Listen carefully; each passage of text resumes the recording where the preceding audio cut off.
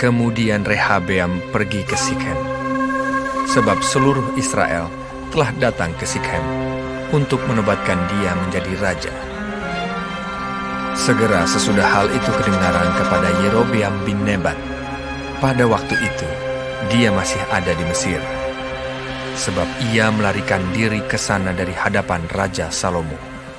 Maka kembalilah ia dari Mesir. Orang menyuruh memanggil dia. Lalu datanglah Yerobeam dengan segenap jemaah Israel dan berkata kepada Rehabeam, "Ayahmu telah memberatkan tanggungan kami.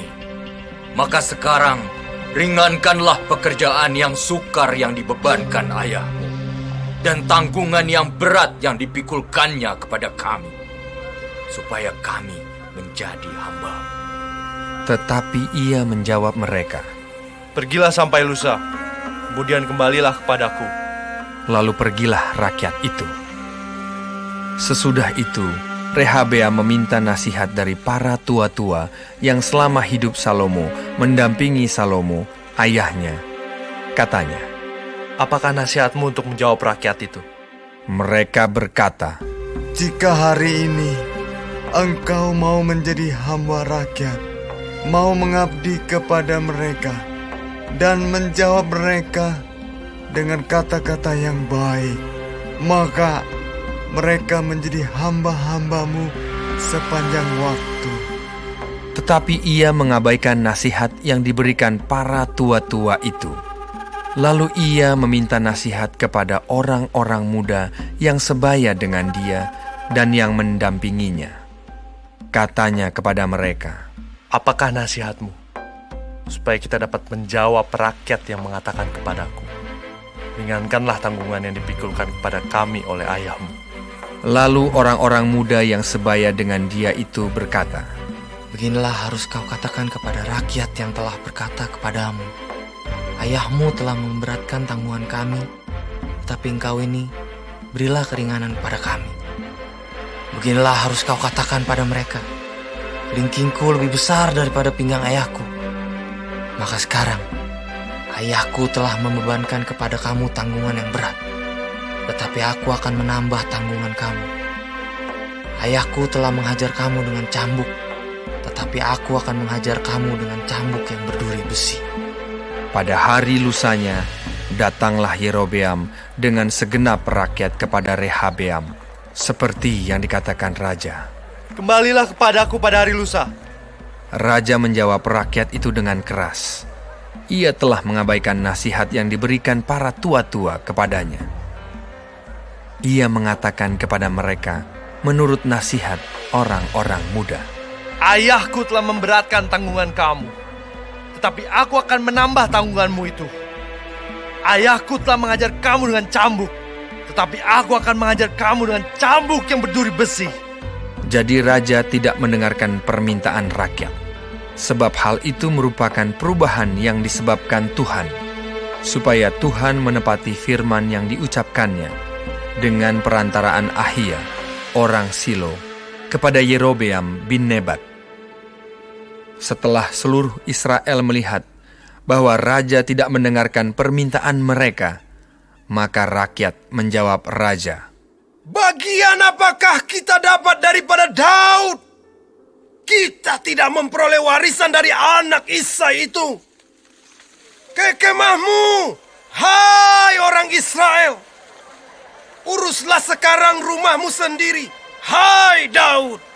Maka pergilah orang Israel ke kemahnya, sehingga Rehabeam menjadi raja hanya atas orang Israel yang diam di kota-kota Yehuda. Kemudian Raja Rehabeam mengutus Adoram yang menjadi kepala Rodi.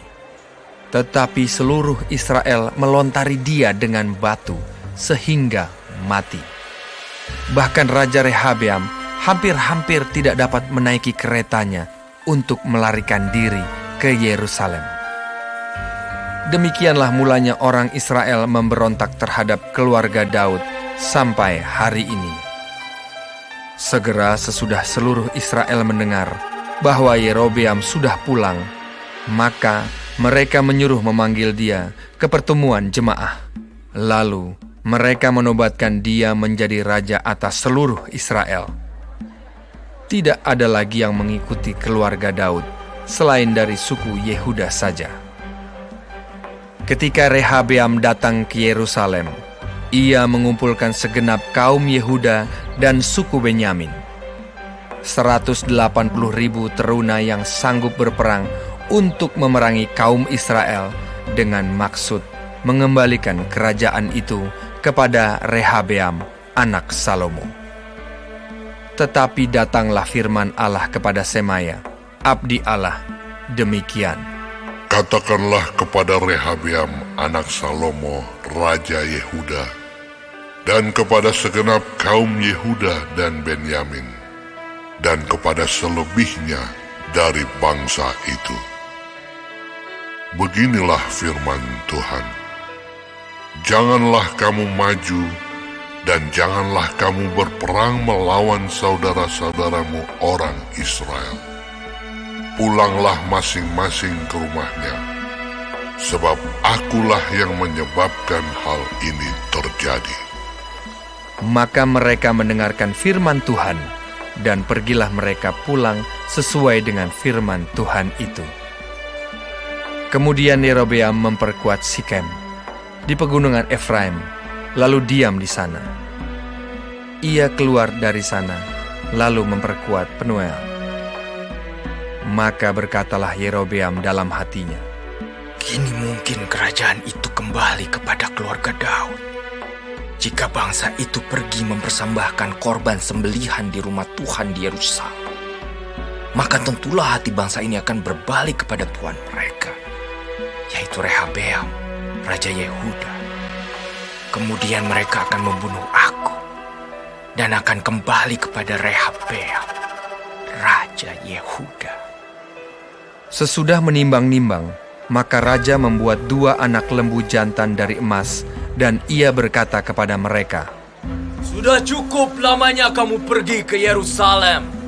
Hai Israel, lihatlah sekarang Allah-Allahmu yang telah menuntun engkau keluar dari tanah Mesir. Lalu ia menaruh lembu yang satu di Betel, dan yang lain ditempatkannya di Dan. Maka hal itu menyebabkan orang berdosa, sebab rakyat pergi ke Betel menyembah patung yang satu, dan ke Dan menyembah patung yang lain. Ia membuat juga kuil-kuil di atas bukit-bukit pengorbanan, dan mengangkat imam-imam dari kalangan rakyat yang bukan dari Bani Lewi. Kemudian Yerobeam menentukan suatu hari raya pada hari yang ke-15 bulan ke-8, sama seperti hari raya yang di Yehuda, dan ia sendiri naik tangga mezbah itu. Begitulah dibuatnya di Betel, yakni ia mempersembahkan korban kepada anak-anak lembu yang telah dibuatnya itu. Dan ia menugaskan di Betel imam-imam bukit pengorbanan yang telah diangkatnya.